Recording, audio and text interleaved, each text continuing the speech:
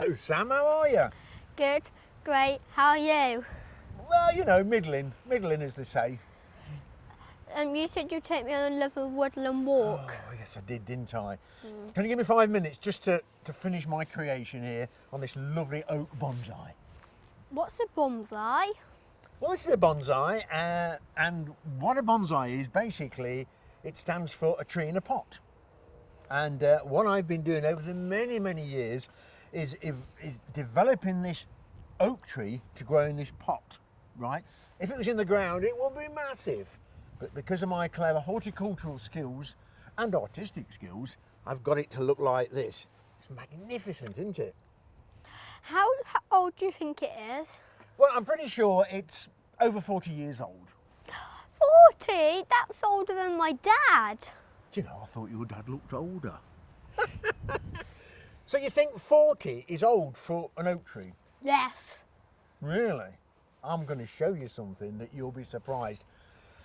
In fact, I'll finish this when I get back. Come with me, let me show you something.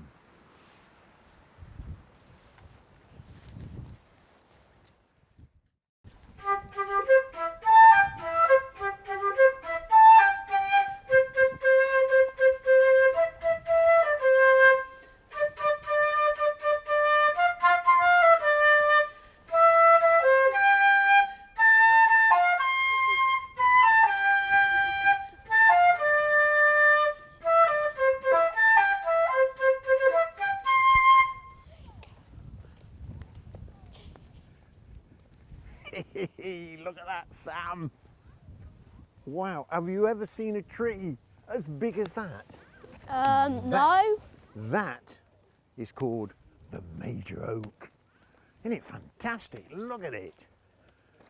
Wow. I'll go as far as to say this is the most famous tree in the world. Robin Hood's supposed to have hid in there. Did you know that? It's a fabulous tree. Wow. Wow. By the way, the reason it's fenced off is to stop all the visiting public trampling down the soil, because we don't want all the soil being trampled down, do we, on the roots. Now, what I've done is I've took a few notes to give you some quick facts, okay? Now, the facts are, right, do you know it weighs an estimated 23 tonnes? Woo. That's 4 steam engines. It's got a girth of 10 metres, that's 33 feet. So it's got a bigger waist than my grandma used to have. Its spread is 28 metres, that's that bit right across there. And did you know it is the biggest oak tree in the whole of Britain? Now, the major oak was named after and described by a local historian in 1790.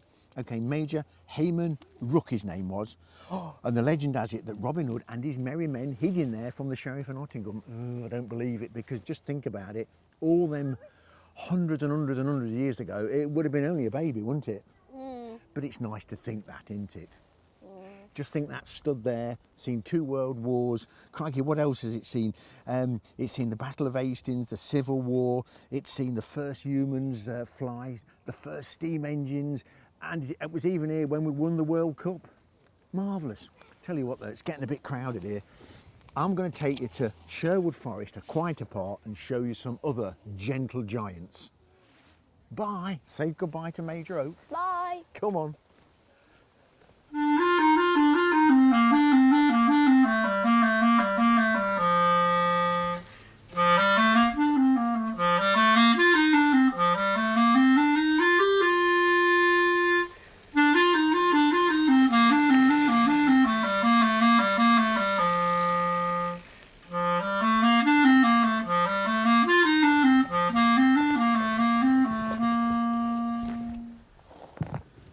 Is this tree dead? Because I can see right to the top of the sky.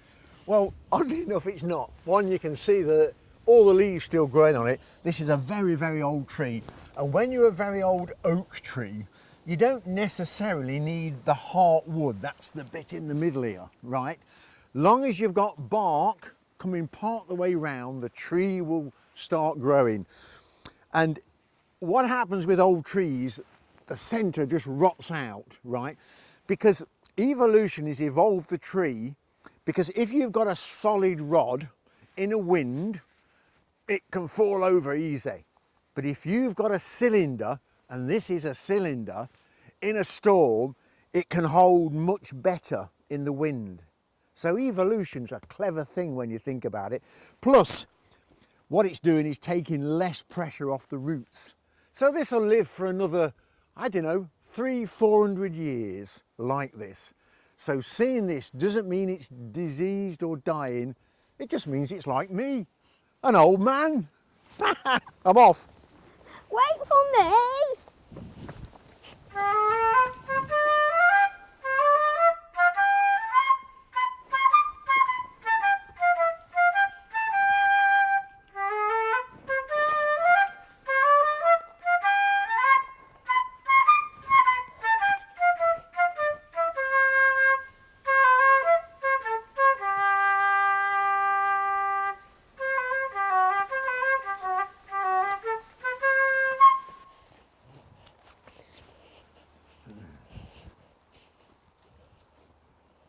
Was there really a Sherwood Forest, or was it just in the movies? There was a real Sherwood Forest, and it were massive.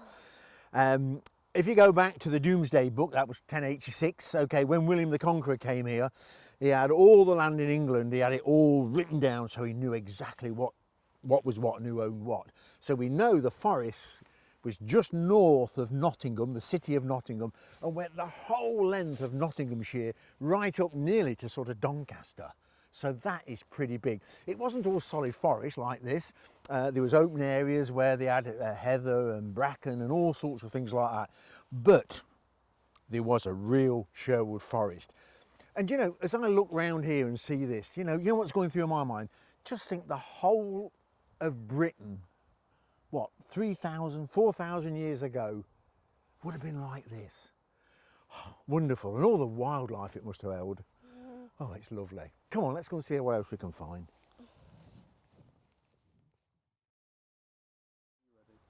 Now let me tell you about acorns, Sam. If I can just pick this one off. Now you can tell the species of an oak by the acorns, all right? Now we've got two native ones. We've got the sessile oak, Okay. right? And then we've got the English oak, which is Quercus robur. Now this is Quercus robur, or the English oak. And if you look at the acorns on that, they're on a stalk, a long stalk. But I managed to find a sessile oak just down the road there, and all their acorns are at the end of the stalk in a bunch. So that is the best way, well, I think anyway, to tell the difference. And a tree this size will produce about 60,000 acorns. I know, it's mouth dropping, isn't it? In a year, not every year. And of course, most of them are scattered and eaten and that. And out of all those, one acorn might make it. But you only want one, don't you, to grow into a giant like this. Let me put something to you. How does an acorn grow uphill? Because an acorn will roll downhill off a tree. So how does it grow uphill? I think I might know. Is it the jay that always feeds on birds? Does it push uphill because it's forgets about everything? Well, you're a little mixed up, but you're right. The jay, which is a beautiful bird, loves acorns, and it'll pick them up in its crop, and it can pick up to about 7 or 8 in its crop, and it'll go and bury them. And it forgets about them sometimes. It's burying them ready for the winter when times are hard, and it'll forget about them. And of course, if you do forget them, they grow in the trees of the future, uphill. Of course, squirrels do the same as well, you know. Yeah. Now, the other amazing thing about oak trees that just blows my mind, if you could come back as Superman, and I think you're a super boy anyway, but if you could come back as Superman and you had super hearing, you would have to have earplugs. Do you know why? Why? Because in the spring, oak trees are full of hundreds of thousands of different caterpillars, because it's such an important tree. And they're all munching like mad on the leaves. They're all going like anything to eat them. And of course, like I say, there's thousands and thousands and thousands of them munching away. And it's like what they've got to do is get in on the leaf quickly, because as the season progresses, the oak tree fights back. And what it does, it turns the leaf into this very tough green and puts what you call tannelins, which are not very palatable to a caterpillar. So the caterpillar has to be as quick as it possibly can before the oak tree fights it back. Of course, the other thing is, blue tits and other birds realise this, so blue tits will have up to about 10, 12 eggs, won't they, early on, and they have to time it when all the caterpillars are on there. And unfortunately, if the blue tits mistime it, then unfortunately they'll all perish. So nature's a wonderful thing, isn't it? How it's all following each other and working out. Marvellous. Come on then.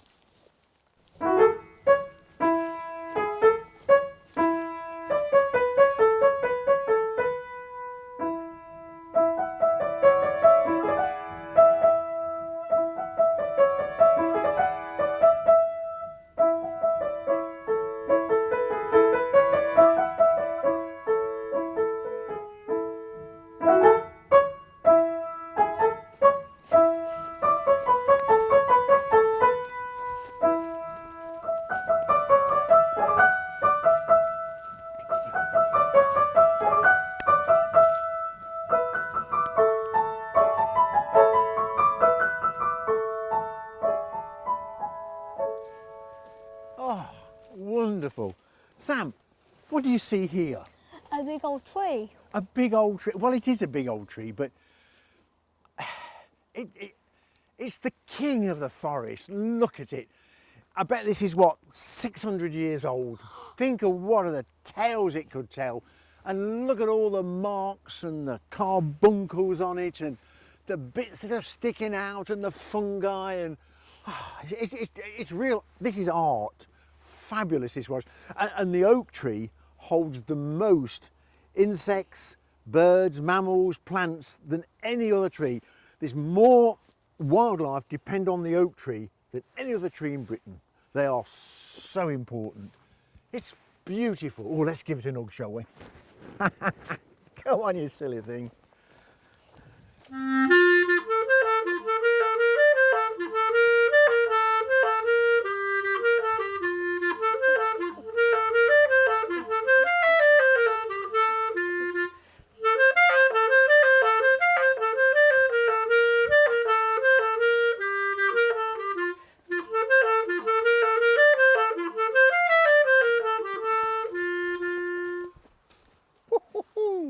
Wow, look at this.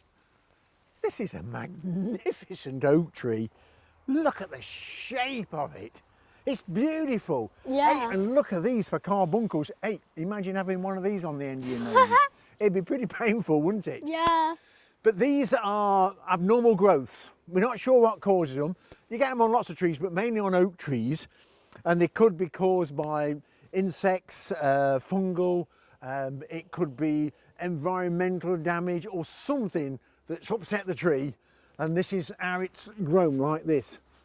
But it really makes wonderful art. How old do you think this tree is? 1,000 years old? Not quite. I would say this is more like about 700. It's difficult to say, but it's got to be about 700 years old. I just stand here in awe of it. It is magnificent. And you know the other unusual thing about these big old veterans, you often see them, the top dies out, right? And when the top dies out, it looks like stag's horns are sticking out. And what that means is the tree has got so big that the roots and the vascular system of the tree can't cope. So it literally kills the top, and then it starts the tree growing further down. So it starts a new crown lower down. Wow. And because it's oak and the wood lasts forever, these stag's horns stick out for literally decades and decades, you know. The oak tree amazes me, and I think it amazes you, doesn't it? Yeah. Come on.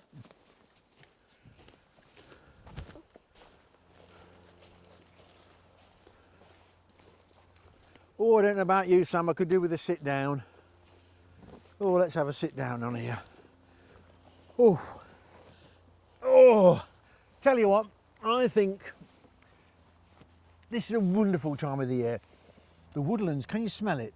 That lovely, damp, earthy smell. And in a wood, at this time of the year, I always say get ready for the greatest show any woodland can produce, and that's the autumn. You ever wonder why these lovely green leaves end up going to oranges and browns and golds and things like that? Yeah, I've actually have wondered that.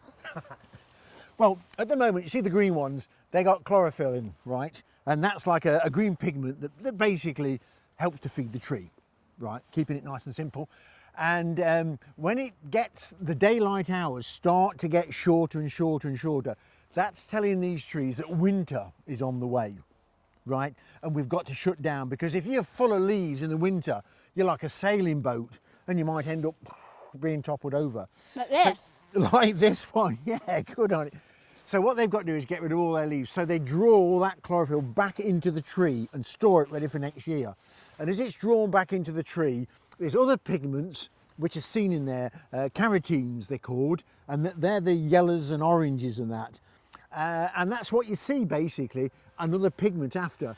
And eventually the tree seals off the leaf, and the leaf drops to the ground, and it forms very rich, beautiful earth for all these wonderful woodland plants to grow.